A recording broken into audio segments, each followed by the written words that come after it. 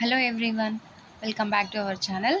So previous వీడియోలో అయితే మనం ఫిఫ్త్ క్లాస్కి సంబంధించిన పార్ట్ 2లో భాగంగా ఫిఫ్త్ క్లాస్ 5, 6, 7, 8 లెసన్స్ చెప్పేసుకున్నాము.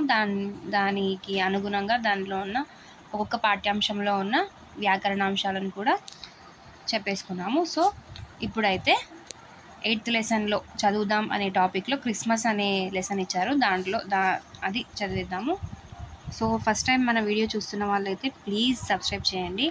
అండ్ చాలామంది వీడియో చూస్తున్నారు కానీ చాలా తక్కువ మంది మాత్రమే లైక్ ఇస్తున్నారు. ప్లీజ్ వీడియో చూస్తున్న ప్రతి ఒక్కరూ లైక్ ఇవ్వండి. మీ ఈ లైక్, సబ్స్క్రైబ్, షేరింగ్ మాకు చాలా ఫీడ్బ్యాక్గా ఉంటుంది అండ్ ఎంకరేజింగ్గా కూడా ఉంటుంది. ఓకేనా? సో ఏమీ అనుకోకుండా ప్లీజ్ ఒక సబ్స్క్రైబ్ ఫస్ట్ టైం చూసే వాళ్ళు సబ్స్క్రైబ్ చేసేసుకోండి అండ్ ఒక లైక్ ఇచ్చేసేయండి అబ్బా ప్లీజ్. ఓకే, క్లాస్లోకి అయితే వెళ్ళిపోదాము.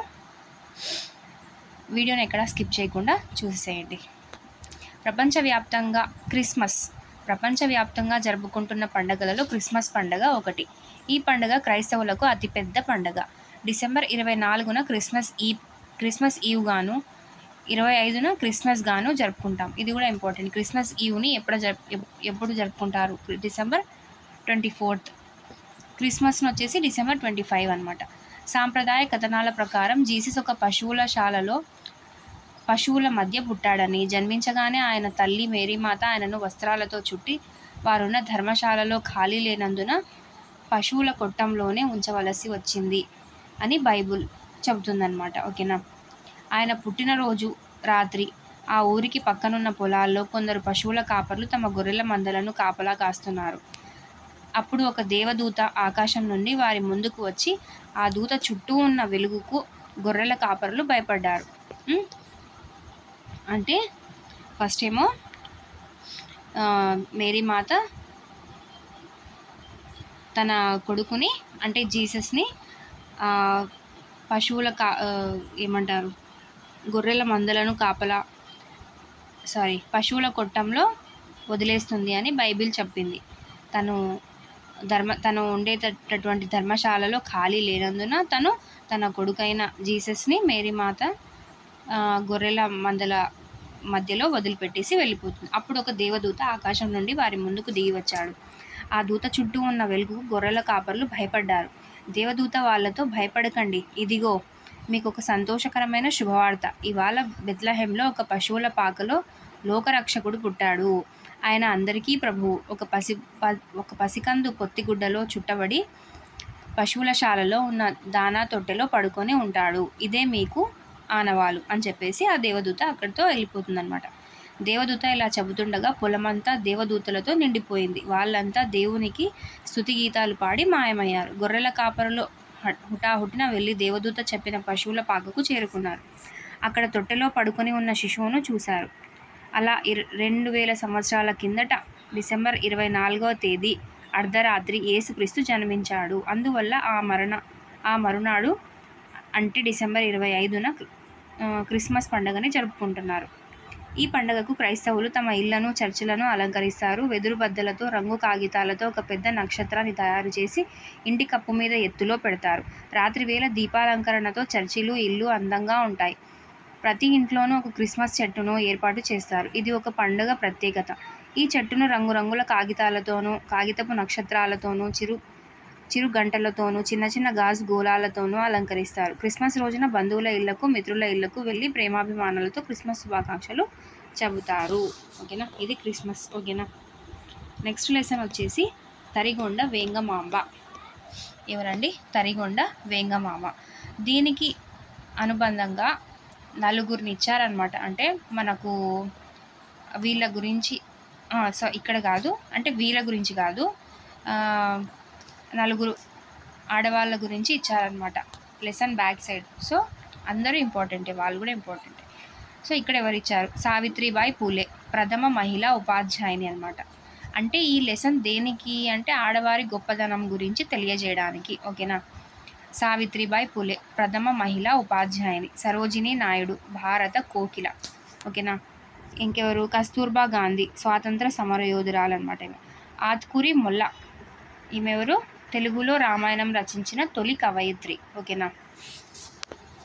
సో వీళ్ళు కూడా గొప్ప ఆడవాళ్ళు. ఓకేనా. నెక్స్ట్ వచ్చేసి తరిగొండ వేంగమాంబ. తరిగొండ వేంగమాంబ గొప్పతనం గురించి చూద్దాం. ఆదిమ సమాజంలో వ్యక్తులందరూ సమానులే. కానీ కాలక్రమంలో వ్యక్తుల మధ్య అంతరాలు ఏర్పడ్డాయి. కుల మతాది భేదాలతో పాటు ధనికులు, పేదలు, పండిత పామరులు, అధికారులు, సామాన్యులు, పాలకులు, పాలితులు వంటి భేదాలు, హెచ్చు తక్కువలు ఏర్పడ్డాయి. అట్లాగే పురుష స్వామ్యం, ఆధిక్యం ఏర్పడి స్త్రీల పట్ల వివక్ష, చిన్న చూపు చోటు చేసుకున్నాయి. ఆదిమ కాలం నుండి నేటి వరకు ప్రతిభా పాటవాలతో, శక్తి సామర్థ్యాలతో పురుషులకు తీసిపోమని నిరూపించుకున్న మహిళామణులెందరో ఉన్నారు. అటువంటి మహిళల్లో తరిగొండ వేంగమాంబ ఒకరు. ఓకేనా. వేంగమాంబ 2.5 శతాబ్దాల కిందట చిత్తూరు జిల్లా తరిగొండ గ్రామంలో జన్మించింది. ఓకేనా. ఇక్కడ చిత్తూరు జిల్లా తరిగొండ గ్రామంలో జన్మించింది. తండ్రి పేరు కానాల కృష్ణయార్యుడు. తండ్రి పేరు కానాల కృష్ణయార్యుడు. తల్లి పేరు మంగమాంబ. ఓకేనా. కృష్ణయార్యుడు మంగమాంబకు జన్మించిన కూతురే తరిగొండ వేంగమాంబ. చిత్తూరు జిల్లా. బాల్యంలోనే ఆమెలో భక్తి భావనలు వేళ్ళూనుకున్నాయి. ఓకేనా. అంటే చిన్నప్పటి నుంచే ఈమెకు భక్తి ఎక్కువగా ఉండేదన్నమాట. ఆనాడు చిన్నపిల్లలకే పెళ్ళిళ్ళు చేసేవారు, తెలిసిందే కదా, బాల్య వివాహాలు చేసేవాళ్ళు. అదేవిధంగా వేంగమాంబకు కూడా పెళ్ళయింది. కానీ ఆమె మనసు సంసారం మీద కాక భగవంతుని మీద లగ్నమైంది.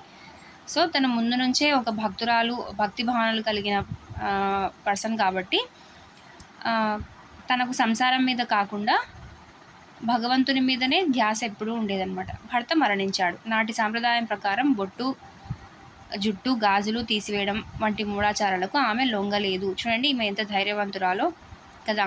మనం అలా చేయము అంటే కూడా మన చుట్టుపక్కల వాళ్ళు, మన వాళ్ళు ఏమంటారు, సాంప్రదాయం అది కట్టుబొట్లతో ఇలా ఉండకూడదు, అలా ఉండాలి, భర్త చనిపోతే ఇలా చేయాలి, ఇవన్నీ అప్పట్లోనే ఈమె చాలా బాగా ఎదిరించిందనమాట. అంటే వీటికి లొంగలేదు.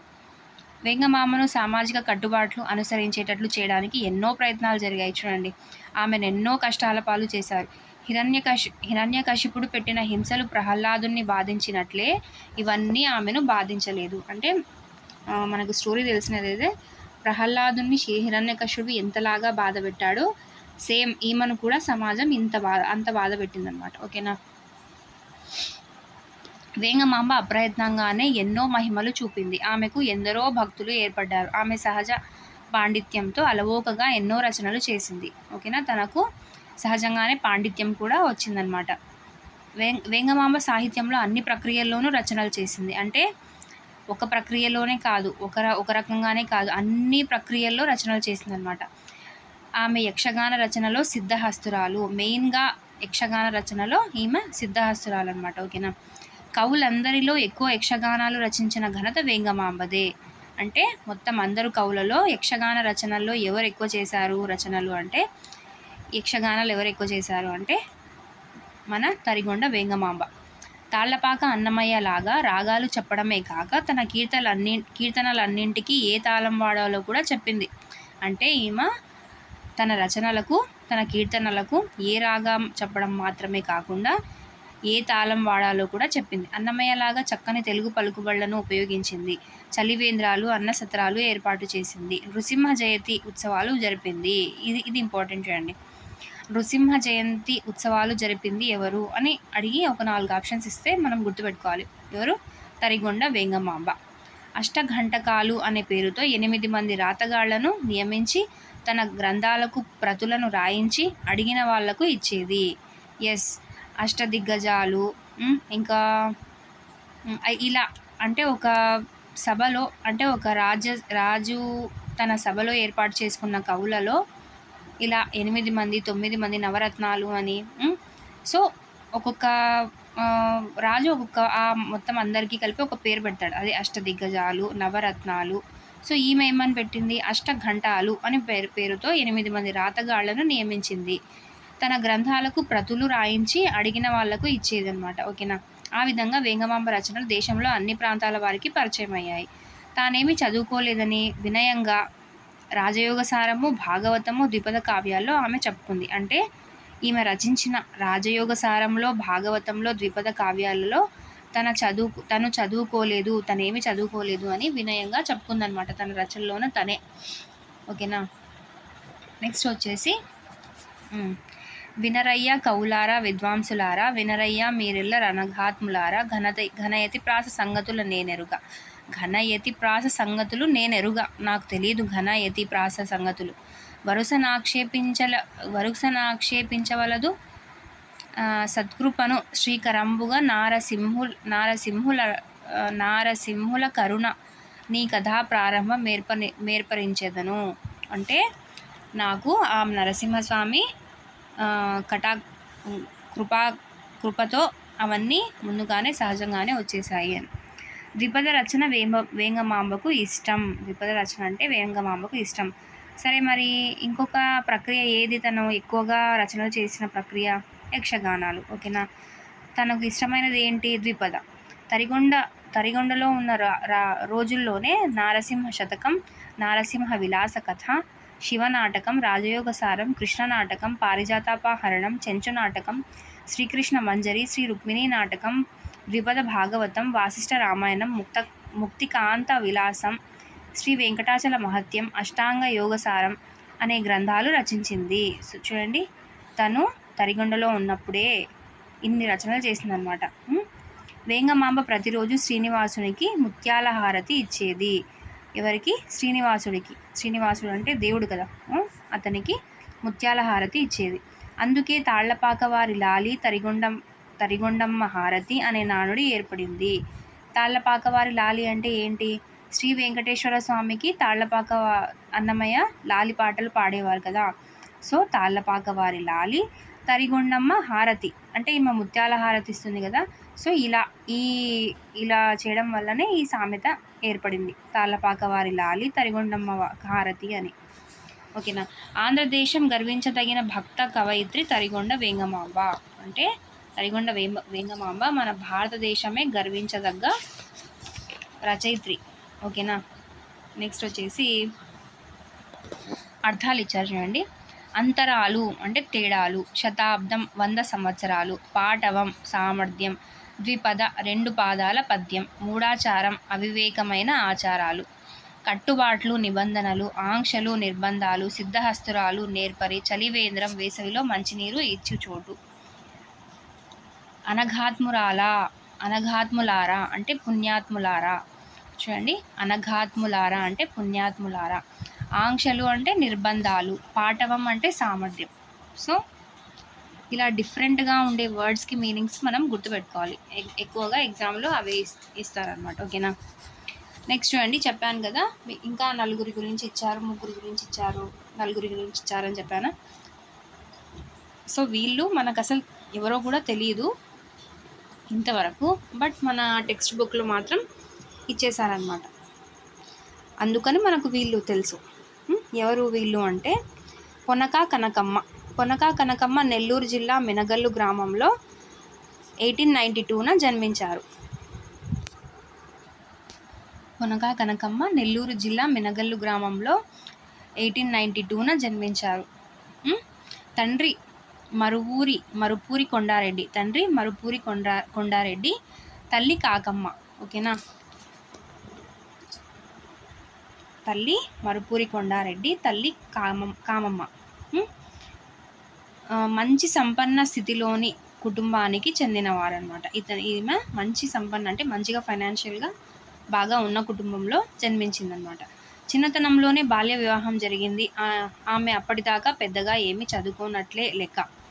అంటే పెళ్ళైన అంతవరకు ఏం చదువుకోలేదు. స్వయం కృషితో ఆంగ్ల సంస్కృతాలను నేర్చి పాండిత్యాన్ని సాధించిన విదూషిమణి. చూడండి, తన స్వయం కృషితో ఆంగ్ల సంస్కృతాలను అంటే తెలుగు, ఇంగ్లీషు, సంస్కృతంలో మంచి లిటరేచర్ పాండిత్యాన్ని సాధించిన విదూషిమణి. సహజ ఉద్ధరణ ఆమె జీవిత ధ్యేయంగా ఎంచుకున్నారు. 1913లో నెల్లూరుకు దగ్గరలో ఉన్న పొట్లపూడి గ్రామంలో సుజన రంజని సమాజం అనే సేవా సంస్థను స్థాపించి అర్హులకు సేవలు అందజేశారు. ఎప్పుడంట? 1913లో నెల్లూరుకు దగ్గరలో ఉన్న పొట్లపూడి గ్రామంలో సుజన రంజని సమాజం, ఈమె ఏర్పాటు చేసిన పొనక కనకమ్మ ఏర్పాటు చేసిన సమాజం ఏంటి అంటే సుజన రంజని సమాజం. ఇది ఒక సేవా సంస్థ. ఆ, దానికి అర్హులు ఎవరో వాళ్ళందరికీ సేవలు అందజేసిందనమాట. ముఖ్యంగా సమాజంలో అట్టడుగున ఉన్న దీనులకు ఉన్నత స్థితి కల్పించడంలో ఆమె సేవలు సఫలమయ్యాయి. ఓకేనా. ముఖ్యంగా సమాజంలో అట్టడుగున ఉన్న దీనులకు ఉన్నత స్థితి కల్పించడంలో ఆమె సేవలు సఫలమయ్యాయి. వారి జీవితాలను చీకటి నుండి వెలుగులోకి తెచ్చి సఫలీకృతులైన వారు కనకమ్మ. ఓకేనా. అంటే కొందరి జీవితాలను బాగుపరిచిందనమాట ఈమె. ఆ ఏడాదే ఆమె స్నేహితులందరూ కలిసి నెల్లూరు రామానాయుడు వంటి వితరణశీలుర ప్రోత్సాహంతో కొత్తూరు గ్రామంలో వివేకానంద గ్రంథాలయం ఏర్పాటు చేసి పుస్తకాలలో విశ్వదర్శనం చేయడానికి గొప్ప అవకాశం కల్పించారు. ఓకేనా. వివేకానంద గ్రంథాలయం ఏర్పాటు చేశారనమాట. ఎవరు? ఆమె స్నేహితులందరూ కలిసి నెల్లూరు రామానాయుడు వంటి వితరణశీలుర ప్రోత్సాహంతో, అంటే ఈ నెల్లూరు రామానాయుడు ఒక మంచి ఏమంటారు, ఆ గ్రామంలో ఒక పెద్దలాగా, అతని ప్రోత్సాహంతో కొత్తూరు గ్రామంలో వివేకానంద గ్రంథాలయం ఏర్పాటు చేసి పుస్తకాలతో విశ్వదర్శనం చేయడానికి గొప్ప అవకాశం కల్పించారు. కనకమ్మ గారు జాతీయోద్యమంలో మహాత్మా గాంధీ గారి శిష్యురాలైన గణనీయంగా తన వంతు సేవలు అందించారు. ఎస్, ఓకేనా. ఇది పొనక కనకమ్మ. ఈమె నెల్లూరు జిల్లా మెనగలు గ్రామంలో జన్మించింది. తండ్రి మరవూరు కొండారెడ్డి, తల్లి కామమ్మ. సో సంపన్నుల కుటుంబం అన్నమాట. తను బాల్య వివాహం జరిగింది. అయినప్పటికీ తను ఏం చదువుకోనట్లే అప్పటి వరకు. కానీ తన స్వయం కృషితో ఆంగ్ల సంస్కృతాల్లో పాండిత్యం సంపాదించింది. నెక్స్ట్ తను ఏర్పాటు చేసిన సుజన రంజని సమాజం అనేది ఒక సేవా సంస్థ. ఎక్కడ అంటే పొట్లపూరి గ్రామంలో. ఈ సమాజం ద్వారా తను సేవలు అందించింది. అండ్ కొంతమంది జీవితాలను చీకటి నుండి వెలుగులోకి నింపిందనమాట. నెక్స్ట్ కొత్తూరు గ్రామంలో రామానాయుడు వంటి వితరణశీల ప్రోత్సాహంతో వివేకానంద గ్రంథాలయం కూడా ఏర్పాటు చేసింది. నెక్స్ట్ మహాత్మా గాంధీ గారితో జాతీయోద్యమంలో గాంధీజీ శిష్యురాలుగా కూడా తన వంతు సేవలను అందించింది. ఇది పొనక కనకమ్మ. నెక్స్ట్ వచ్చేసి చుండూరు రత్నమ్మ. తూర్పుగోదావరి జిల్లా కాకినాడలో రావు బహదూర్ పైండా వెంకట చలపతి అనే జమీందారు గారి పుత్రికా రత్నమ్మ. చూడండి, తూర్పుగోదావరి జిల్లాలోని కాకినాడలో రావు బహదూర్ పైండా వెంకట చలపతి. ఈ చుండూరు రత్నమ్మ గారి ఫాదర్ పేరు ఏంటి, తండ్రి పేరు ఏంటి అంటే రావు బహదూర్ పైండా వెంకట చలపతి అనే జమీందారు గారి పుత్రికా రత్నం అనమాట. ఈమె 1891 కాకినాడలో జన్మించింది. చిన్నతనం నుండి దేశం పరాయి వారి పాలన నుండి విముక్తం కావాలని కలలు కనేవారు. ఓకేనా. ఈ చుండూరు రత్నమ్మ వచ్చేసి ఈమె కూడా జాతీయోద్యమంలో అంటే మనకు స్వాతంత్రం రాకముందు నుంచే ఉన్న వ్యక్తి. సో తను స్వాతంత్రం రావాలని, పరాయి దేశాల పాలన నుండి విముక్తం కలగాలని కలలు కనేవారు అనమాట. ప్రముఖ గాంధేయవాది, సంఘ సేవకురాలు, సంఘ సంస్కర్త అయిన రత్నమ్మ 1940లో ఎన్నో వితంతు వివాహాలు జరిపించి సంస్కరణను ఆచరణలోకి తెచ్చిన ఉద్యమశీలి. ఓకేనా. ఈమె గాంధేవాది ఈమె కూడా, అంటే గాంధీ ఫాలోయరే. నెక్స్ట్ సంఘ సేవకురాలు, మంచి సోషల్ సర్వీస్ చేసే వ్యక్తి, సంఘ సంస్కర్త. ఓకేనా, సోషల్ రిఫార్మర్ అయిన రత్నమ్మ 1940లో ఎన్నో వితంతు వివాహాలు జరిపించి, చూడండి, తను వితంతు వివాహాలను జరిపించి సంస్కరణను ఆచరణలోకి తెచ్చిన ఉద్యమశీలి. స్త్రీలు స్వతంత్రంగా తమ కాళ్ళ మీద నిలబడాలన్నదే ఈమె ధ్యేయం అన్నమాట. ఓకేనా. అందుకోసం వారి ఉపాధి కోసం మహిళా పారిశ్రామిక సంఘాన్ని ఎవరు ఏర్పరిచారు అంటే చుండూరు రత్నమ్మ. ఓకేనా, చుండూరు రత్నమ్మ. ఇందులో కులమత వివక్షను పాటించకుండా దళిత అనాథ మహిళలకు స్థానం కల్పించి వారికి కుట్టు పనిలో శిక్షణ ఇప్పించి కుట్టు మిషన్లు కొని అందజేసిన దీన జన బాంధవురాలు. చూడండి, ఈ చుండూరు రత్నమ్మ వచ్చేసి ఒక మహిళా పారిశ్రామిక సంఘాన్ని ఏర్పాటు చేసింది. ఇందులో కులమతాలకు అతీతంగా ఎవరికి, ఏ మహిళలకు అంటే దళిత అనాథ మహిళలకు స్థానం కల్పించి, మరి ఏం సర్వీస్ చేసింది అంటే కుట్టు పనిలో శిక్షణ ఇప్పించి కుట్టు మిషన్లు కొని అందజేసింది అనమాట. సో అప్పట్లో ఇది ఎంత గొప్ప పని, కుట్టు మిషన్ అంటే ఫ్రీగా వచ్చేదా, తను కొని ఫ్రీగా ఇతరులకు ఇవ్వాలంటే చాలా గొప్ప వ్యక్తి. ఓకేనా. ఇంకోటి ఏం చేసింది, విద్య అందరి హక్కు అని రత్నమ్మ నమ్మారు. అందుకోసం విద్యా గ్రంథాలయాలను ఏర్పరిచారు. ఎస్, వివేకానంద గ్రంథాలయం ఏర్పరిచినది ఎవరు? నెల్లూరు రామానాయుడు వితరణశీలులైన నెల్లూరు రామానాయుడు ప్రోత్సాహంతో వివేకానంద గ్రంథాలయాన్ని ఎవరు ఏర్పాటు చేశారు అంటే పొనక కనకమ్మ. అదే విద్యా గ్రంథాలయాలు ఎవరు ఏర్పరిచారు అంటే చుండూరు రత్నమ్మ. ఓకేనా. సంస్కృతం, తెలుగు నేర్పడమే కాక సంగీతం, నృత్యం మొదలైన కళల్లో ఆసక్తి ఉన్న బాలబాలికలకు ఆర్థిక సహాయం అందించారు. తనలాగే స్త్రీ జనాభ్యున్నతి కోసం కృషి చేస్తున్న స్వచ్ఛంద సంస్థలను గుర్తించి వారికి కావలసిన ఆర్థిక సదుపాయాలు అందజేసి వారి వికాసానికి తోడ్పడ్డారు. అంటే ఈ చుండూరు రత్నమ్మ వచ్చేసి మొత్తం మహిళల అభివృద్ధికి పాటుపడిందనమాట. మహిళా పారిశ్రామిక సంఘం ఏర్పాటు చేసింది. అందులో భాగంగా కుట్టు పని నేర్పించి కుట్టు మిషన్లు కొని ఫ్రీగా అందజేసిందనమాట. తర్వాత విద్య అందరి హక్కు అని భావించి విద్యా గ్రంథాలయాలు ఏర్పరిచి విద్య మాత్రమే కాక సంస్కృతం, తెలుగు నేర్పడమే కాక సంగీతం, నృత్యం మొదలైన తమకు ఆసక్తి ఉన్న బాలబాలికలకు ఏ కళ ఆసక్తి ఉంటుందో ఆ కళను నేర్పించిందనమాట. ఓకేనా. సో ఇంత గొప్ప వ్యక్తి చుండూరు రత్నమ్మ. చుండూరు రత్నమ్మ నెల్లూరు జిల్లాలో జన్మించింది అంట, కాదు కదా, కాకినాడ. మళ్ళీ నెల్లూరులో పొనక కనకమ్మ. స్త్రీలు స్వతంత్రంగా తమ కాళ్ళ మీద నిలబడాలనేది ఈమె ధ్యేయం. విద్య అందరి హక్కు అని రత్నమ్మ నమ్మారు. చుండూరు రత్నమ్మ 2/7/1981లో జన్మించింది. కరెక్టే కదా, కాదు తప్పు, 7/2. తర్వాత జయంతి సూరమ్మ. తాగుడు వల్ల కలిగే అనర్థాలను తెలియజేస్తూ కళ్ళు మానండోయ్ బాబు అంటూ ధర్నా చేశారు జయంతి సూరమ్మ. ఓకేనా. ఈమె 1887లో శ్రీకాకుళం జిల్లా కవిటి అగ్రహారంలో పుట్టారు. ఈమె శ్రీకాకుళం జిల్లా. పొనక కనకమ్మ నెల్లూరు జిల్లా. చుండూరు రత్నమ్మ వచ్చేసి తూర్పుగోదావరి జిల్లా కాకినాడలో. ఈమె వచ్చేసి శ్రీకాకుళం జిల్లా కవిటి అగ్రహారం. జయంతి సూరమ్మ. ఓకేనా. 1887లో పుట్టిందనమాట.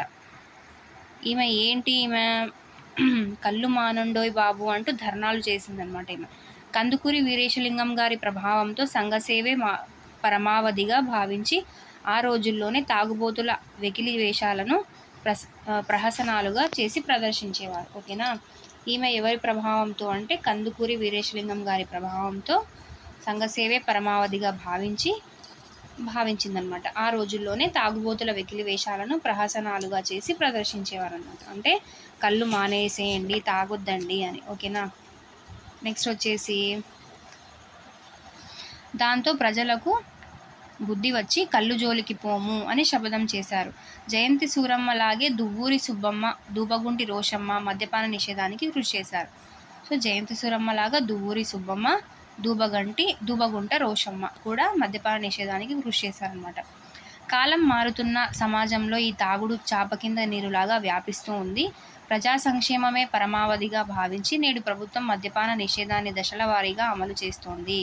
బెల్ట్ షాపులను రద్దు చేసింది. అమ్మకాలను కట్టడి చేసింది. ఈ చర్యల వల్ల ఎన్నో కుటుంబాల జీవితాలు ఆనందమయం అవుతున్నాయి. సో ఈమె తాగుబోతుల అంటే కళ్ళు మానాలి, తాగుడు నుంచి విముక్తి కలిగించాలి అనేసి ఆ ఉద్యమాలు ఏర్పాటు చేసి సో తాగుడు తగ్గించాలనే ఉద్యమంతో తను పాటుపడిందనమాట. తనతో పాటు దువ్వూరి సుబ్బమ్మ, దూబగుంట రోషమ్మ కూడా మద్యపాన నిషేధానికి కృషి చేశారు. ఓకేనా. ఇది వీళ్ళ ముగ్గురి గురించి. నెక్స్ట్ పదజాలం వచ్చేసి గీత గీసిన పదాలు మన తెలుగు పలుకుబడులు, జాతీయాలు అవి భాషకు అందాన్ని ఇస్తాయి. ఓకేనా. ఈ జాతీయాలను ఒకసారి చూసేద్దాము. బాలలందరూ అన్నం పుణ్యం ఎరుగని వారు. అన్నం పుణ్యం అంటే ఏమీ తెలియని వాళ్ళు.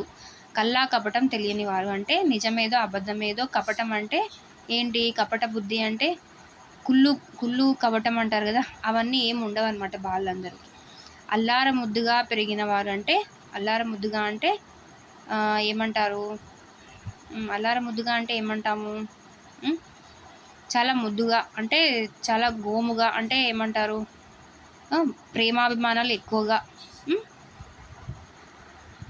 6 వాళ్ళు అనుకున్నది చేస్తారు అంటే ఏది ఏమైనప్పటికీ.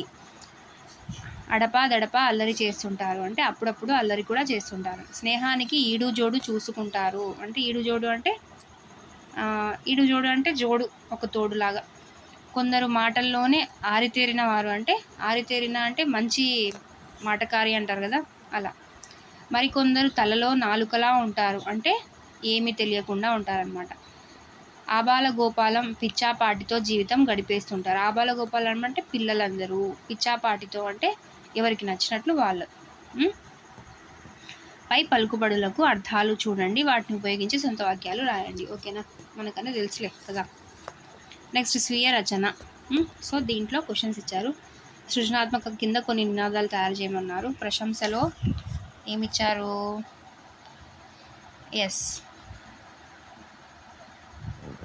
పరిశుభ్రతను పాటిస్తారు, వాళ్ళని మీరు ఎలా సో అన్ని రంగాల్లో ముందున్న అమ్మాయిలను మీరు ఎలా ప్రదర్శిస్తారు అని. ఓకేనా, ప్రశంసిస్తారు అని. భాషాంశాలలో చూడండి, సామాన్య వాక్యం ఇచ్చాడు, క్రియాసహిత వాక్యం, సామాన్య వాక్యం, క్రియాసహిత వాక్యం, క్రియారహిత వాక్యం అని 2 రకాలు. సామాన్య వాక్యం వచ్చేసి క్రియాసహితం, క్రియారహితం అనమాట. అంటే క్రియతో పాటు ఉంటుంది, క్రియ లేకుండా కూడా ఉంటుంది. క్రియాసహిత వాక్యంలో ఒక సమాపక క్రియ ఉంటుంది. క్రియాసహిత వాక్యంలో ఒక సమాపక క్రియ ఉంటుంది. క్రియారహిత వాక్యంలో క్రియాపదం ఉండదు. అసలు క్రియారహితంలో క్రియ ఉండదు. క్రియాసహిత వాక్యం, పాప పాలు తాగుతుంది, జాన్ సినిమా చూస్తున్నాడు, దీంట్లో క్రియ ఉంది. క్రియ లేకుండా, వాడు నా తమ్ముడు, అతను మంచి ఆటగాడు. సో ఇదన్నమాట, ఇది సామాన్య వాక్యం. సామాన్య వాక్యం 2 రకాలు, క్రియాసహితం, క్రియారహితం, తెలుసు కదా. సంశ్లిష్ట వాక్యం. సంశ్లిష్ట వాక్యం అంటే ఏంటి? వాక్యంలో ఒక సమాపక క్రియ, ఒకటి లేదా అంతకు మించి అసమాపక క్రియలు ఉంటే అది సంశ్లిష్ట వాక్యం. ఒక అసమాపక క్రియతో పాటు ఒకటి లేదా అంతకు మించిన అసమాపక క్రియలు కూడా ఉంటే అది సంశ్లిష్ట వాక్యం. శామ్యూలు పాఠం చదివి అన్నం తిని నిద్రపోయాడు. శామ్యూలు ఏం చేశాడంటే పాఠం చదివి అన్నం తిని నిద్రపోయాడు. ఇక్కడ చూడండి, చదివి, అన్నం తిని అనేవి 2 అసమాపక క్రియలు. నిద్రపోయాడు సమాపక క్రియ. ఓకేనా, నెక్స్ట్ ఇలా ఉండాలన్నమాట సంశ్లిష్ట వాక్యం. సంయుక్త వాక్యం అంటే ఏంటి అంటే వాక్యంలో ఒకటి కంటే ఎక్కువ సమాపక క్రియలు ఉంటే అది సంయుక్త వాక్యం. ఇక్కడ ఒకటి కంటే ఎక్కువ సమాపక క్రియలు ఉండాలి. ఓకేనా. ఇస్మాయిల్ ఊరికి వెళ్ళాడు, వచ్చాడు. రత్నాలు పాలు తాగింది, వెంటనే నిద్రపోయింది. అంటే తాగి వెళ్ళి ఇలా హాఫ్గా క్రియలు ఉండవు అనమాట. తర్వాత ఏమవుతుంది అనేది. సో ఇది సామాన్య, సంశ్లిష్ట, సంయుక్త వాక్యాలు. ఓకేనా, ఈజీగా గుర్తుపెట్టుకోవచ్చు. ఇక్కడ చూడండి, కొన్ని ఎగ్జాంపుల్స్ ఇచ్చి ఏదో కనుక్కోమన్నాడు. లలిత పాట పాడింది, సామాన్య. శారద టిఫిన్ తిన్నది, కాఫీ తాగింది, సంయుక్త. బలరాం సంతకు వెళ్ళి కూరగాయలు తెచ్చాడు, సంశ్లిష్ట. వివేకానందుడు షికాగోలో ఉపన్యసించాడు, సామాన్య. సౌజన్య చాలా తెలివైనది, చురుకైనది, సంయుక్త. కమల పరీక్షలు రాసి ఊరికి వెళ్ళింది, సంశ్లిష్ట. ఓకేనా, సో ఇలా గుర్తుపెట్టుకోవచ్చు అనమాట.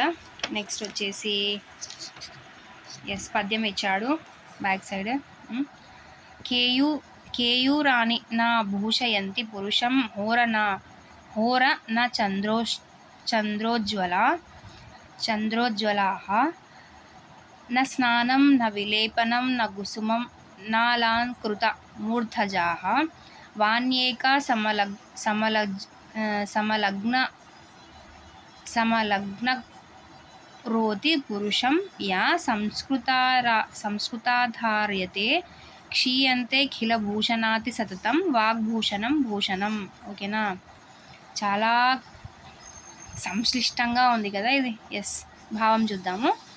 మనిషికి అందాన్ని ఇచ్చేవి కడియాలు, మురుగులు, దగదగలాడే నగలు కాదు. అదే చెప్పాడు, నా స్నానం, నా విలేపనం, నా కుసుమం, నా లాంకృత మూర్ధజాహ అంటే ఇవన్నీ కాదు. అలంకరించిన జడలు ఇవేవి అందాన్ని ఇవ్వవు. వ్యక్తికి అందాన్ని ఇచ్చేవి ఆ వ్యక్తి యొక్క సంస్కారవంతమైన మాట తీరే. ఏనాటికి నిలిచేది వాగ్భూషణమే. అంటే ఇవి ఎన్నెన్నో పెట్టుకొని మనం అలంకరించి నగలు స్నానం చేసి పూలు పెట్టుకొని మంచి చీర కట్టుకొని మంచి స్టైల్ జడ వేసుకొని ఇవన్నీ అందాన్ని ఇస్తాయా అంటే చూడ్డానికి మాత్రమే అందాన్ని ఇస్తాయి. అసలైన అందం ఏంటి వ్యక్తికి అంటే ఆ వ్యక్తి యొక్క సంస్కారవంతమైన మాట. ఎంతటి చెడువారితోనైనా కూడా మన మాట అనేది చాలా మంచిగా ఉండాలి. అదే ఏ నాటికైనా నిలిచిపోతుంది. అది ఇప్పుడు మీరు పెట్టుకున్న పూలు, గాజులు, నగలు, చీర, సో ఇవన్నీ కొంతకాలం గుర్తుంటాయి. ఓహో ఫలానా కలర్ శారీ కట్టుకొని నిండింది, చాలా బాగా అనిపించింది అని కొన్ని రోజులకు మళ్ళీ మీరు ఇంకో శారీలో కనిపిస్తే అసలు ఆ శారీ గురించి గుర్తుండదు. కానీ మాట అలా కాదు. ఇప్పుడు మీరు మాట్లాడి ఒక మంచి ఫీల్ కలిగిస్తే అవతల వ్యక్తికి, అది ఎప్పటికీ గుర్తుంటుంది. మీరు ఎన్నిసార్లు కలిసినా మళ్ళీ మళ్ళీ మంచి మంచి మాటలు చెప్తూ ఉన్నా అవి లైఫ్ లాంగ్ గుర్తుపెట్టుకుంటారు.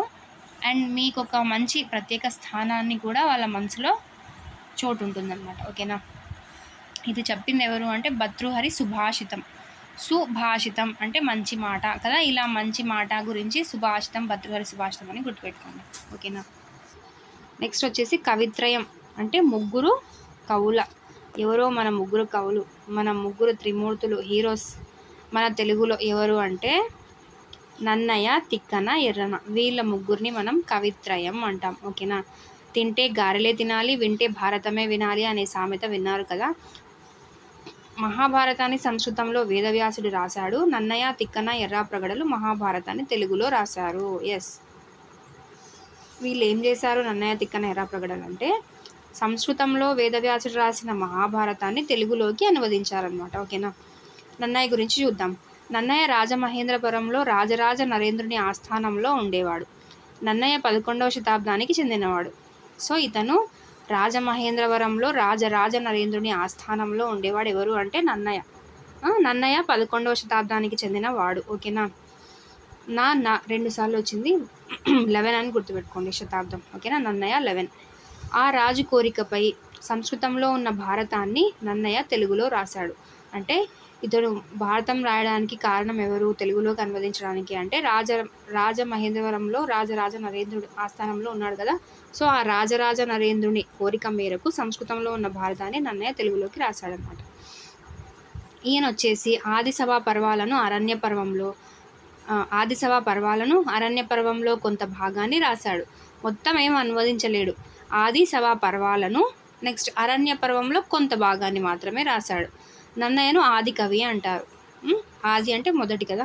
నన్నయ్యను ఆది కవి అంటారు. ఈయనకు వాగాను శాసనుడు అనే బిరుదు కూడా ఉంది. వాగను శాసనుడు అనే బిరుదు కూడా ఉంది. నన్నయ్యకు వాగను శాసనుడు అనే బిరుదు కూడా ఉంది. గుర్తుపెట్టుకోవాలి.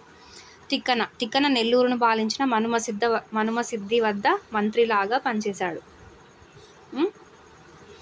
నెల్లూరును పరిపాలించిన మనుమసిద్ధి వద్ద మంత్రిలాగా పనిచేసింది ఎవరు అంటే తిక్కన. ఈయన 13వ శతాబ్దానికి చెందిన వాడు. తిక్కనని త్రిక్కన అని గుర్తుపెట్టుకుంటే 13 13. ఓకేనా. జస్ట్ ఫర్ రిమెంబరింగ్ అండి, దాన్ని ఏం పెద్దగా ఆలోచించొద్దండి. నేనైతే అలానే గుర్తుపెట్టుకుంటాను. ఓకేనా. తిక్కన త్రిక్కన అని గుర్తుపెట్టుకుంటే 13 గుర్తొస్తుంది. ఏం కాదు, తప్పేం లేదు. ఓకేనా. మహాభారతంలో విరాట పర్వం మొదలు 15 పర్వాలు రాశాడు. ఓకేనా. ఈయన ఎన్ని పర్వాలు రాశాడు అంటే మహాభారతంలో విరాట పర్వంతో మొదలుపెట్టి 15 పర్వాలు రాశాడు. అదే నన్నయ్య అయితే ఆది సభా పర్వాలను రాసి అరణ్య పర్వంలో కొంత భాగం రాశాడు. ఈయన విరాట పర్వం మొదలుకొని 15 పర్వాలు రాశాడంట. ఈయనకు కవి బ్రహ్మ, ఉభయ కవి మిత్రుడు అనే బిరుదులు ఉన్నాయి. ఓకేనా. తిక్కన నిర్వచనోత్తర రామాయణం అనే మరో కావ్యం కూడా రచించాడు. ఓకేనా. ఈయన మహాభారతం మాత్రమే కాదు, నిర్వచనోత్తర రామాయణం కూడా రచించాడు. అందుకనే ఇతనికి కవి బ్రహ్మ అని బిరుదుంది. ఉభయ కవి మిత్రుడు అనే బిరుదులు కూడా ఈయనకి ఉన్నాయి. ఓకేనా. నెక్స్ట్ ఎర్రన వచ్చేసి అద్దంకిని పాలించిన ప్రోలయ వేమారెడ్డి ఆస్థానంలో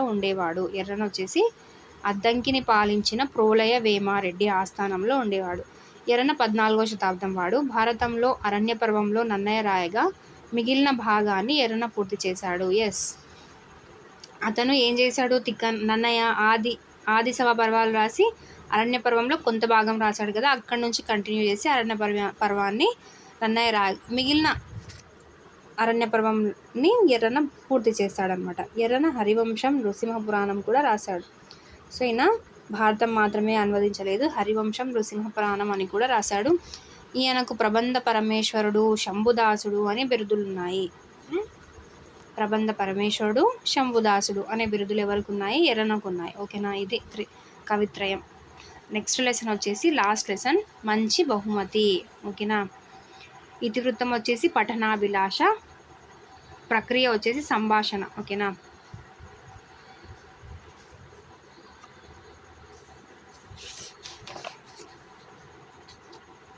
ఈ లెసన్ ఏంటో చూద్దాం. మంచి బహుమతి. ఆ రోజు వియాన్ పుట్టినరోజు. క్యారెక్టర్స్ ఇంపార్టెంట్ చూడండి పాత్రలు. వియాన్ పుట్టినరోజు. వియాన్కు అందరూ పుట్టినరోజు శుభాకాంక్షలు చెప్తున్నారు. బహుమతులు ఇచ్చారు. వియాన్కి వాళ్ళ మామయ్య ఒక బహుమతి తెచ్చాడు. మామయ్య, ఇదిగో వియాన్, నీకు ఒక ప్రత్యేకమైన బహుమతి.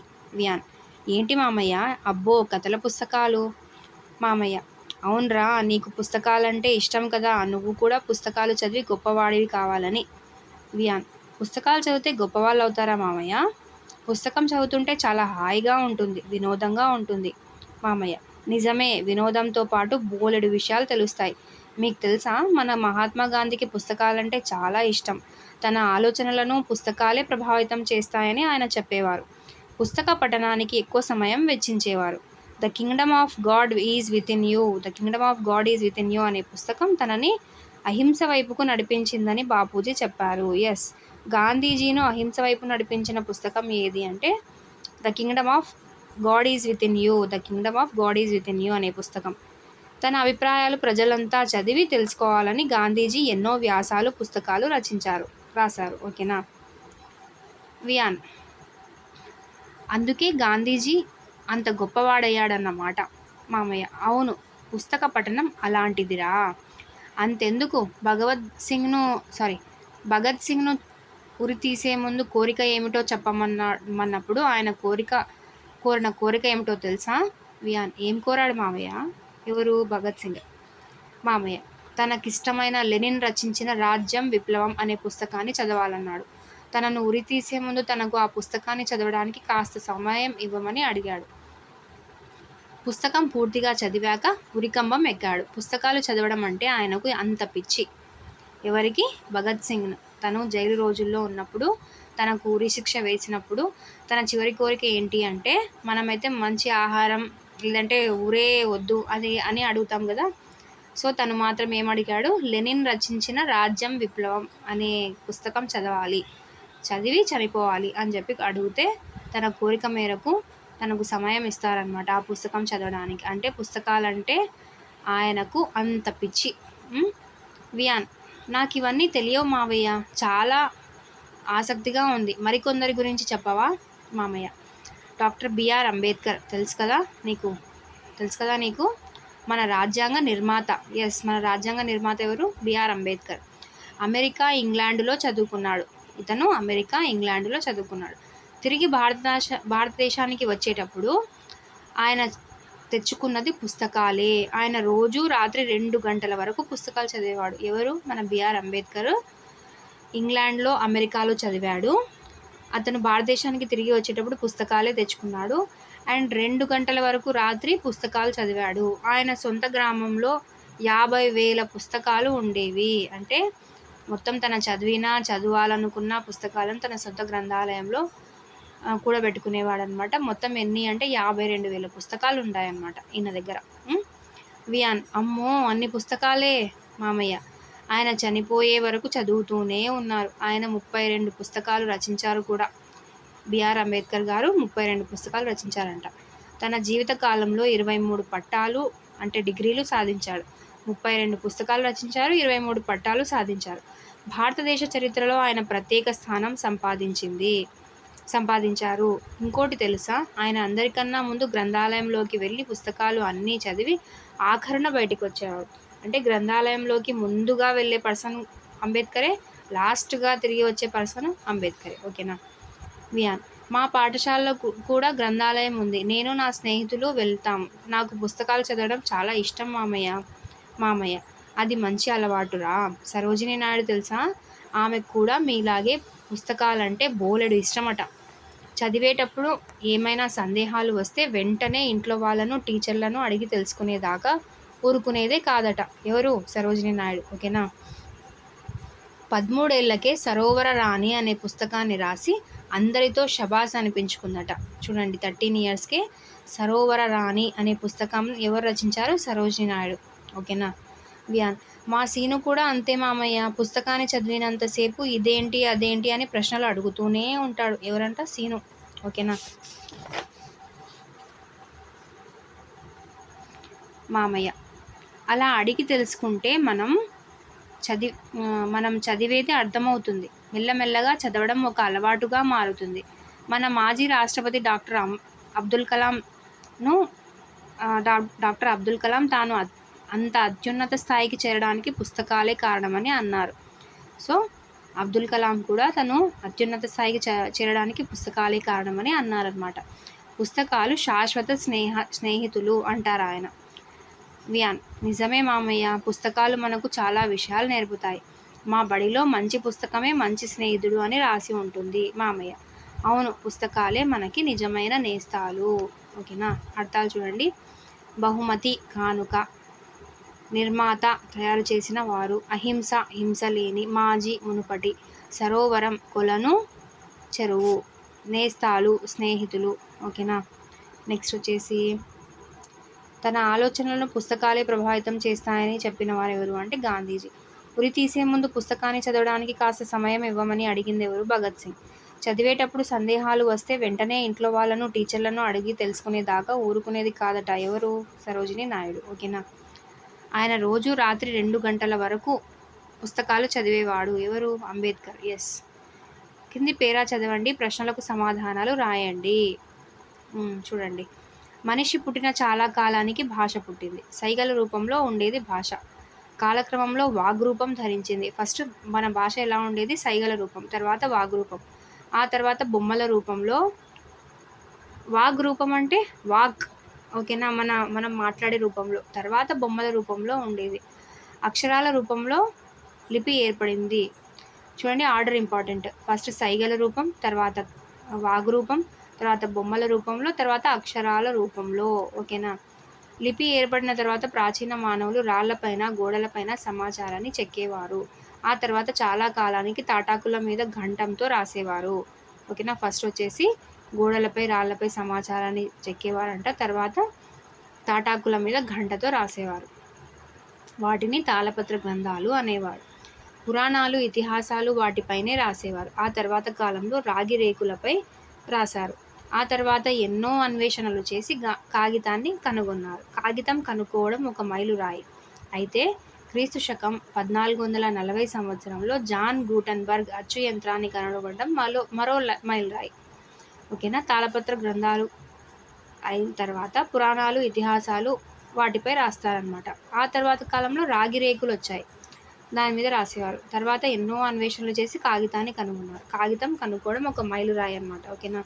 1440లో జాన్ గ్యూటన్బర్గ్ అచ్చు యంత్రాన్ని కనుగొనడం ఒక మైలురాయి. అలా రకరకాల బొమ్మలతో, రంగులతో, అక్షరాలతో పుస్తకం రూపుదిద్దుకుంది. ఓకేనా. ఎస్. మొట్టమొదట భాష ఏ రూపము? సైగల రూపం. ప్రాచీన మానవుడు సమాచారాన్ని ఎలా చెప్పేవాడు? రాళ్ళు, గోడలపై. తాళపత్ర గ్రంథాలు అంటే ఏమిటి అంటే తాటాకుల మీద రాయడం. అచ్చు యంత్రాన్ని ఎవరు కనుగొన్నారు? John Gutenberg 1440. ఓకేనా. నెక్స్ట్ వచ్చేసి పుస్తకాలు లేని గది ఆత్మలేని శరీరం వంటిది అన్నాడు ఒక మహనీయుడు. శరీరం పోషణకు తిండి ఎంత అవసరమో బుద్ధిని వికసింపజేయడానికి పుస్తకాలు చదవడం అంతే అవసరం. పుస్తకాలు చదవడం వల్ల మంచి చెడులు తెలుస్తాయి. ఓకేనా. నెక్స్ట్ వచ్చేసి తెలివితేటలు పెరుగుతాయి. పుస్తకాలు మిమ్మల్ని ఒక అద్భుత ప్రపంచంలోకి తీసుకెళ్తాయి. మిమ్మల్ని ఆనందంలో ముంచెత్తుతాయి. మిమ్మల్ని ఆలోచింపచేస్తాయి. మీ మెదడుకు పదును పెడతాయి. పుస్తకాలు చదువుతూ ఉంటే ఎంతో పదజాలం నేర్చుకోవడమే కాకుండా ఎందరి ఆలోచనలో తెలుసుకుంటారు. విజ్ఞానం, వినోదంతో పాటు ఎలా జీవించాలో పుస్తకాలు నేర్పుతాయి. అందుకే పుస్తకాలు నిజమైన నేస్తాలు. ఓకేనా. నెక్స్ట్ పదజాలం ఇచ్చాడు. పుస్తక పఠనం ద్వారా ఏమేమి వస్తాయి? ఆనందం, జ్ఞానం, ఎలా జీవించాలో నేర్చుకోవచ్చు, సమాచారం తెలుస్తుంది. ఓకేనా. నెక్స్ట్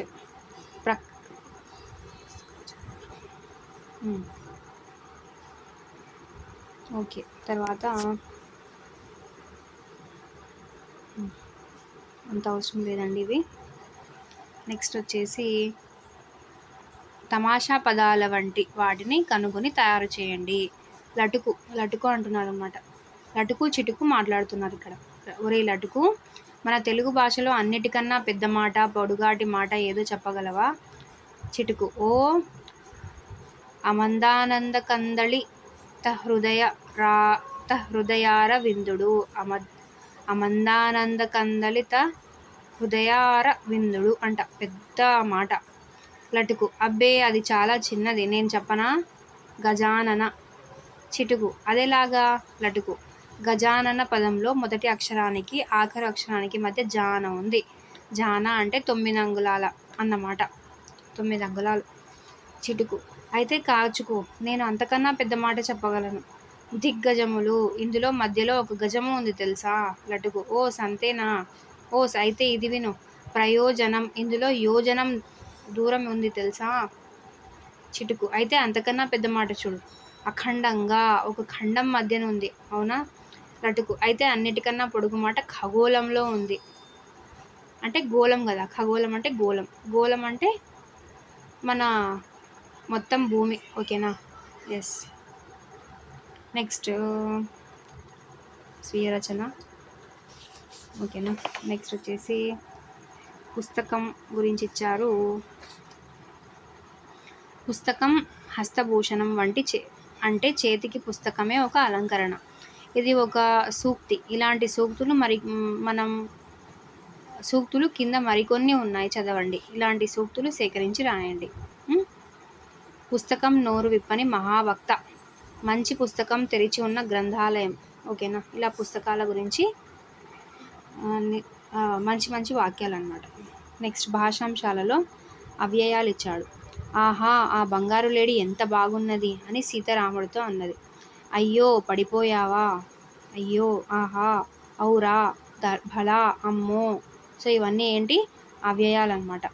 అవ్యయాలంటే సడన్గా మనకి దాని అర్థం తెలియకుండానే మనం మాట్లాడే ఎమోషనల్ సెంటెన్సెస్ అన్నమాట, ఎక్స్ప్రెషన్స్, సడన్ ఫీలింగ్స్ అన్నమాట అవి. కింది వాక్యాల్లో గుర్తించాలి. ఆహా, ఔరా, అరే, అయ్యో, ఏమి. ఓకేనా? ఇవన్నీ కూడా ముందు పాఠాల ఆధారంగా కింది పట్టికను పూరించండి. మనకు నామవాచకాలు తెలుసు, సర్వనామం తెలుసు, క్రియ తెలుసు, విశేషణం తెలుసు కదా. సో ఇక్కడ పద్యం ఇచ్చాడు. నాలం కృష్ణారావు రచించారు. తను రక్తంబు జీవంబు ధారవోసి ఋషి వతంసులు పెక్కు వెల్లేండ్లు తపము సలిపి ఆర్జించినట్టి విజ్ఞాన ధనము దాచియుంచిన పేటి గ్రంథాలయము. అంటే ఋషి శ్రేష్ఠులు వేల సంవత్సరాలు తపస్సు చేసి శరీరం రక్తం ధారపోసి జ్ఞానాన్ని సంపాదించారు. అలాంటి ధనాన్ని దాచిపెట్టిన పెట్టె లాంటిది గ్రంథాలయం.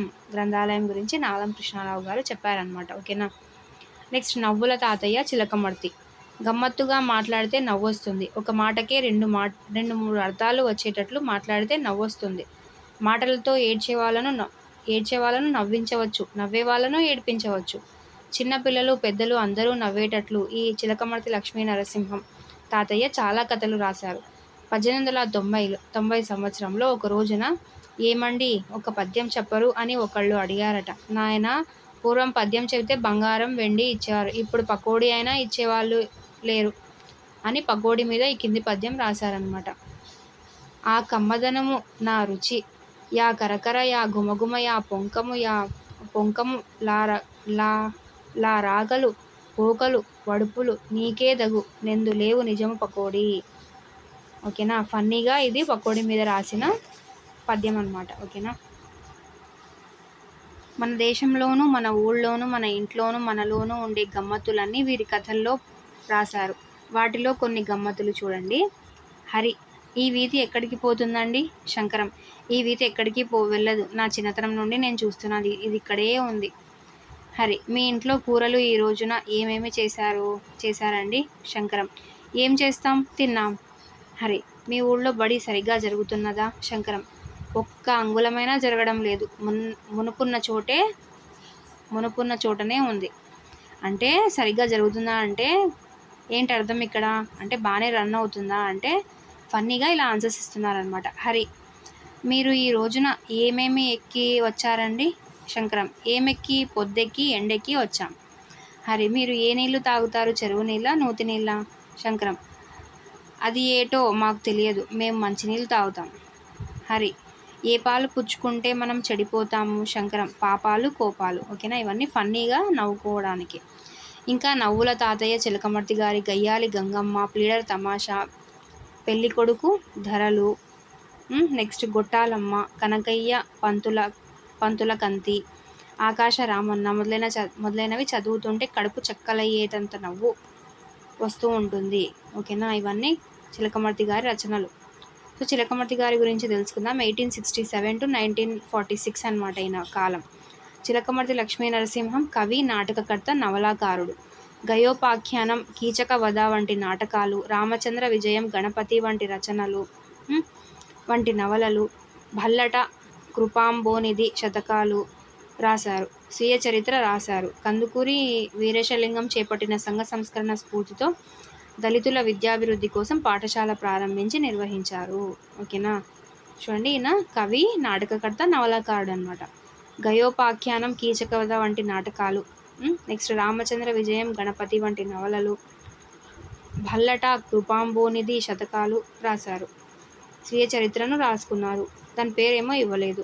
ఓకేనా, కందుకూరి వీరేశలింగం చేపట్టిన సంఘ సంస్కరణ స్ఫూర్తితో దళిత విద్యాభివృద్ధి, దళిత విద్యాభివృద్ధి కోసం పాటుపడిన పాఠశాల నిర్వహించిన వ్యక్తి ఎవరు, రచయిత ఎవరు అంటే చిలకమర్తి లక్ష్మీ నరసింహం గారు. ఓకేనా, దీంతో 5th class complete line to line explanation అయిపోయింది. గ్రామర్ కూడా, దీంట్లో వచ్చిన గ్రామర్ కూడా చెప్పేసుకున్నాము.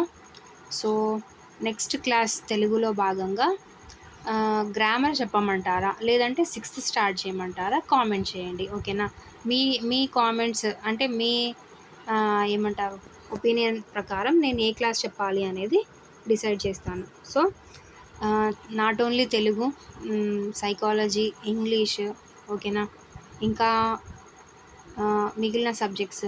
మ్యాథ్స్కి కొంచెం టైం తీసుకుంటానండి, కొంచెం అప్పుడే కాదు తర్వాత స్టార్ట్ చేస్తాను. ఇప్పటికైతే మిగతా కంటెంట్ అన్నిటి మీద ఒక గ్రిప్ తెచ్చేసుకున్నాము. సరే, ఇంకా ఎవరైనా మన ఛానల్ని సబ్స్క్రైబ్ చేసుకోలేదంటే ప్లీజ్ సబ్స్క్రైబ్ చేసుకోండి అండ్ లైక్ ఇచ్చేసేయండి.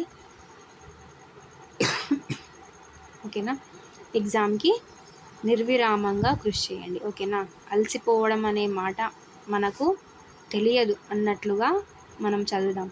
ఓకేనా, మీకోసం మీరు మోటివేట్ అవ్వడానికి రోజు ఒక మంచి మాటతో మీ ముందుకు వస్తాను మన వీడియో రూపంలో. ఓకేనా, సో ఎవరైతే కష్టపడతారో, నిర్విరామంగా ఇష్టంగా కష్టపడతారో వాళ్లకు విజయం తథ్యం. ఓకేనా, సో మీరు డే స్టూడెంట్స్ అయితే డేలో చదవండి, నైట్ అయితే నైట్ చదువుకునే వాళ్ళైతే నైట్ కష్టపడండి. డేలో టైం దొరకదు, అలసిపోతాము అనేవాళ్ళు ఎలాగో అలాగ టైం అడ్జస్ట్ చేసుకొని జాబ్ తెచ్చుకున్న వాళ్ళు ఇప్పుడు ఇండక్షన్ ట్రైనింగ్స్లో, తర్వాత మళ్ళీ జాయిన్ అవ్వడంలో, ఇవన్నీ రోజు మన డిఎస్సి తెచ్చుకోవడమా, న్యూస్, నెక్స్ట్ టెట్ గురించి, డిఎస్సి గురించి ఏదో ఒక ట్రెండింగ్లో మన డిఎస్సి అయితే ఉంది. డిఎస్సి గురించి న్యూస్ అయితే ఏదో ఒకటి ఉంది ట్రెండింగ్లో, మన డిఎస్సి గురించి న్యూస్ ఉన్నాయి. సో అవన్నీ చూస్తూ ఉంటే మనం కూడా ఈరోజు ఆ ట్రైనింగ్లో ఉండేవాళ్ళం కదా. ట్రైనింగ్ అయిపోయి ఈరోజు మనం ఫస్ట్ డే జాయినింగ్ ఉండేది కదా. ఈ బాధలన్నీ ఉన్నాయి. సో మనం బాధపడే రకం కాదు, అయిపోయింది మన బాధ మొత్తం. సో ఇవన్నీ డిస్టర్బెన్సెస్ కింద కాకుండా మనకు ఒక స్పిరిట్గా అంటే ఒక మోటివేటెడ్గా తీసుకొని ముందుకు వెళ్ళిపోదాం అన్నమాట. ఓకేనా, సో నేను చెప్పేదంతా ఒకటే, నిర్విరామంగా పాటుపడదాము, అప్పుడే మనం విజయానికి అర్హులము అని మనమే అనుకుందాము. మనకి అదృష్టం లేదు, సో ఇవన్నీ వద్దు. ఓకేనా, ఈ మాటలన్నీ వద్దు. ఎవరు కష్టపడతారో వాళ్ళే ఫలితం అనుభవిస్తారు. కష్టే ఫలి, ఇదొక్క మాట నమ్మండి. ఓకేనా, మనం విజయవంతంగా 3rd, 4th, 5th ఎలాగైతే కంప్లీట్ చేసామో ఇంకా హయ్యర్ క్లాసెస్ కూడా 6th, 7th పార్ట్స్గా డివైడ్ చేసేసి, లేదు ఒక్కొక్క లెసనే అప్లోడ్ చేయమంటారా, ఒక్కొక్క లెసనే అప్లోడ్ చేద్దాం విత్ గ్రామర్. అంటే ఇంకా టెక్స్ట్ బుక్లో ఏమేమి గ్రామర్ ఉన్నాయి, మనం మళ్ళీ ఈ గ్రామర్ని ఇలా చదవకుండా అన్నీ ఒక దగ్గర, ఇంగ్లీష్ ఎలా అయితే పార్ట్స్ ఆఫ్ స్పీచ్ వచ్చింది కదా 3rd, 4th, 5th క్లాసెస్లో, మనకు ఆ పార్ట్స్ ఆఫ్ స్పీచ్ అన్నిటినీ ఒక దగ్గర చేర్చి మనం ఏం చేసాము, నౌన్, ప్రనౌన్, ప్రిపోజిషన్ అంటే ఇంకా కంప్లీట్ ఇన్ఫర్మేషన్ ఒక్కొక్క వీడియోలో ఇచ్చేసాం కదా ఒక్కొక్క దాని గురించి. సో తెలుగు కూడా 6th స్టార్ట్ చేయమంటారా నెక్స్ట్ టెక్స్ట్ బుక్, లేదు ఓవరాల్గా గ్రామర్ అంటే నామవాచకాలు, ఇదే భాషా భాగాలు స్టార్ట్ చేయమంటారా, లేదు సందులు స్టార్ట్ చేయమంటారా గ్రామర్లో. సో మీ ఒపీనియన్ని ఖచ్చితంగా కామెంట్ బాక్స్లో మనం మాట్లాడుకుందాం. రండి, కామెంట్ బాక్స్లో ఖచ్చితంగా మనం షేర్ చేసుకుందాం. ఓకేనా? మన ఒపీనియన్స్ ఏ క్లాస్ కావాలి. నేను కూడా మీతో పాటు చదువుకునే ఒక స్టూడెంట్నే. ఓకేనా? నేనేం టీచర్ కాదు, మీరేం స్టూడెంట్స్ కాదు. కలిసి మనం విజయాన్ని సాధించడానికి ఈ యూట్యూబ్ని ఒక మార్గంలాగా ఎంచుకున్నాను అంతే. ఓకేనా? సో ఇంకా సబ్స్క్రైబ్ చేసుకోకపోతే ప్లీజ్ సబ్స్క్రైబ్ చేసుకోండి. లైక్ అయితే ఖచ్చితంగా ఇచ్చేసేయండి. అండ్ మన ఛానల్ని ఫాలో అవ్వండి. Stay tune to upcoming videos, చాలా బాగుంటాయి. ఓకేనా?